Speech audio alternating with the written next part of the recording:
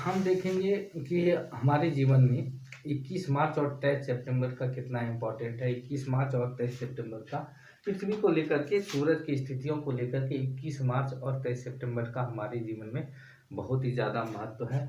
इसकी वजह यह है कि पृथ्वी है, यह सूरज की ओर चक्कर काटती रहती है, परिक्रमा करती रहती है। तो 21 मार्च को अगर यहाँ स्थिति है तो 23 सितंबर को यहाँ पर स्थिति है।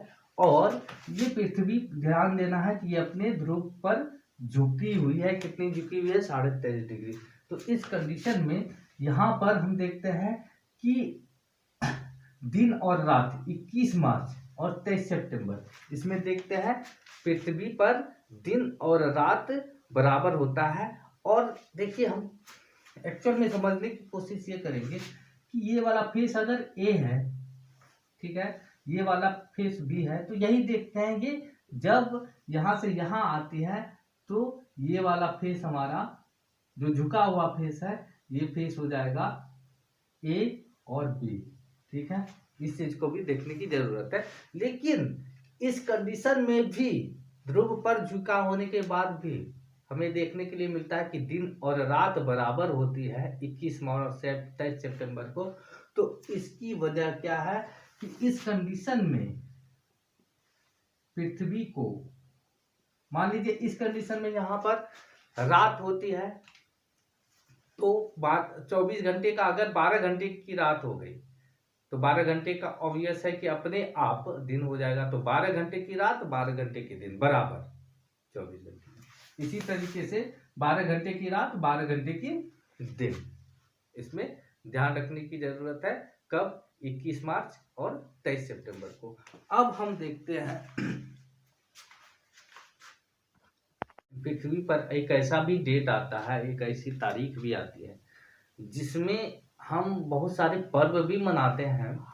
और उस पर्व को मनाने की वजह क्या है? तो उसकी वजह है कि हम उस समय पे पृथ्वी में कुछ ऐसा चेंजेस आते हैं जिसके वजह से हमारे जीवन में चेंजेस आते हैं, मौसम परिवर्तन होने लगते हैं।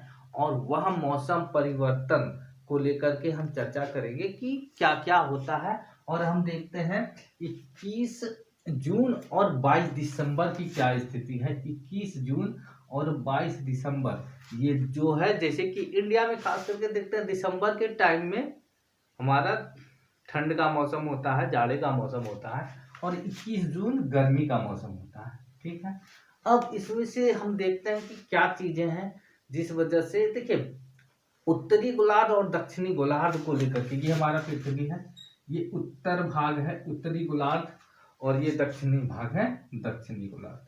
तो इस कंडीशन में हम क्या देखते हैं कि हम तो ये देखिए दो रेखा है इसमें, ये कर्क रेखा कहते हैं और ये मकर रेखा कहते हैं।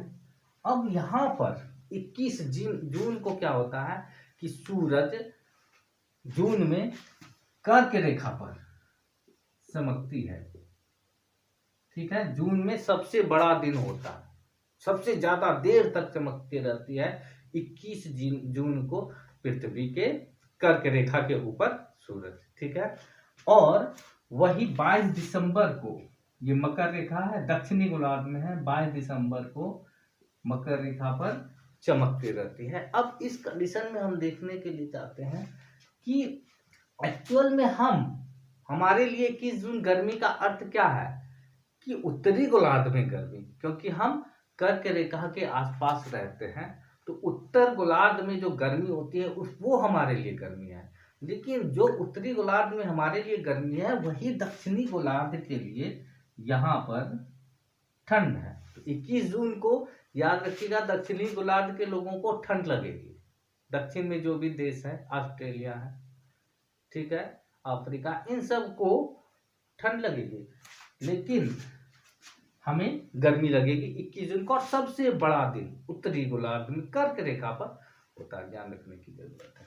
वही 22 दिसंबर को हमें ठंड लगती है,